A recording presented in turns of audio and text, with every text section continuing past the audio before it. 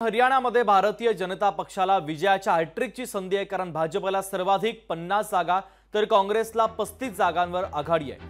2019 पेक्षा यंदा भाजपच्या 5 जागा वाढल्यात। हरियाणामध्ये भाजपला सत्तेचा गड राखण्यात मोठं यश आल्याचं पाहायला मिळालं। अभी देखिए, चुनावी नतीजे अभी पूरे आए नहीं हैं, पर जिस तरीके से जा रहा है उससे स्पष्ट हो रहा है कि इतनी एंटी इनकम्बेंसी के बावजूद भी भारतीय जनता पार्टी अगर सरकार बना रही है तो मैं सबसे पहले भारतीय जनता पार्टी को बधाई देना चाहूँगी कि उन्होंने ये कैंपेन अच्छे से लड़ा, जनता का विश्वास जीता। हरियाणा में डिस्पाइट एंगर वोट भी उन्हीं को गए, यानी विश्वास बनाए रखा कि बीजेपी में विश्वास बनाए रखा है।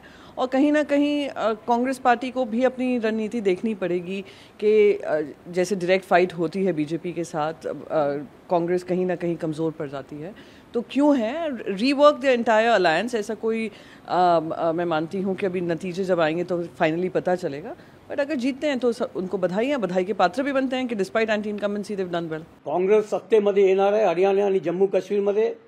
जेव्हा आपल्याला माहित आहे की राहुलजीच्या नेतृत्व जे पूर्ण भारतात आता त्याला नेतृत्व लोकांनी एक सक्षम नेतृत्व मान्य केलेलं आहे आणि ज्या ज्या जागेवर राहुल गांधीजी जातात त्या ते जागेवर तिकडे यश जे आहे काँग्रेसला मिळत आहे। 2 राज्य आहे, ते राज्यामध्ये काँग्रेसचा सत्ता येणार आहे आणि त्याचे आरंभ आता आज सुरुवात झालेला आहे हरियाणापासून।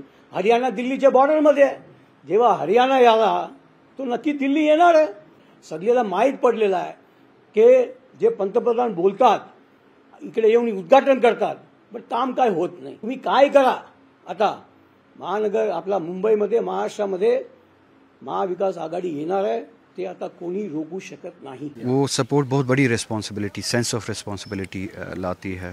मैं खुश होने के बजाय इसमें वो रिस्पॉन्सिबिलिटी देखता हूँ अपने लिए और दुआ करता हूँ कि उस रिस्पॉन्सिबिलिटी पे पूरा उतरूँ, जिस वजह से वो होप है लोगों की, जिस वजह से वो सपोर्ट मिला है जवानों का। पार्टी में तो वही ख्वाहिश है, अब ये मैंडेट मेरे अकेले का नहीं है, अब लेजिस्लेचर पार्टी बैठेगी पार्टी की तो वो अपना लीडर जो है वो इलेक्ट करेंगे। तो उम्मीद है कि जो ख्वाहिश है पार्टी में उन्हीं लाइन्स पे वहाँ पे इलेक्शन होगा। अंतिम निकाल हा आलेला आहे असं माझं मत नाही।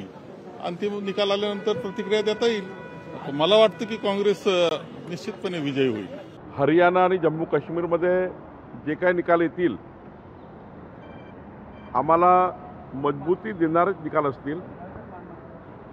मागच्या वेळेपेक्षा आम्हाला जास्तच यश मिळालेलं असेल। अनेक वर्षानंतर जी आमची त्या ठिकाणी पक्ष मजबूत करण्याची भूमिका होती, मोठ्या प्रमाणावर त्या ठिकाणी आम्हाला अनेक वर्ष जे यश मिळालं नाही ते यश यावेळी मिळेल। मला परवा पत्रकारांनी विचारलं होतं, चॅनलनं विचारलं होतं की भाजपची पिछाट होती। म्हणलं छत्तीसगडमध्ये, राजस्थानमध्ये, मध्य प्रदेशमध्ये सुद्धा चॅनलने असंच दाखवलं होतं की आमच्या विरुद्ध निकाल जातील, परंतु जेव्हा प्रत्यक्षात निकाल लागले तेव्हा तिन्ही राज्यामध्ये भाजप जिंकली। नक्की तीच परिस्थिती होणार आहे असं मी त्या दिवशी सुद्धा म्हणलं होतं। आणि आजही सांगतो मला की भारतीय जनता पार्टी आणि मोदीजीचा असा एक वर्ग आहे की जो सुप्त आहे, जो फार रस्त्यावर येत नाही, सभेत येत नाही, संमेलनात येत नाही, पण त्यांना त्यांच्या संसारात, त्यांना त्यांच्या शेतीमध्ये आणि अन्य क्षेत्रामध्ये सरकारची जी मदत होती त्यामुळं मोदीजीला कोणी प्रचाराला जाऊ का ना जाऊ, तो जाऊन भारतीय जनता पार्टीला मतदान करतो। हरियाणा आणि जम्मू काश्मीरचे कल हाती येत आहेत। सुरुवातीला काँग्रेस आघाडीवर होती, पण आता कुठेतरी पुन्हा एकदा भाजप आहे ती पुढे यायला लागलेली आहे। तर तुमचं काय निरीक्षण असेल? मला असं वाटतं 4 वाजेपर्यंत आपण थांबूया, पूर्ण निकाल क्लिअर झाल्यावरच बोलणं संयुक्त। त्याचे परिणाम काय महाराष्ट्राच्या राजकारणावर किंवा निवडणुकीवर? स्टेट इलेक्शन आहे, प्रत्येक इलेक्शनची वेगळी कारणं असतात, त्याच्यामुळे एक कलेक्टेड नाही।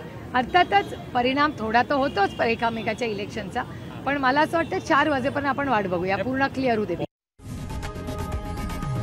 लोकशाही मराठी ऐका, पहा, जागरूक रहा।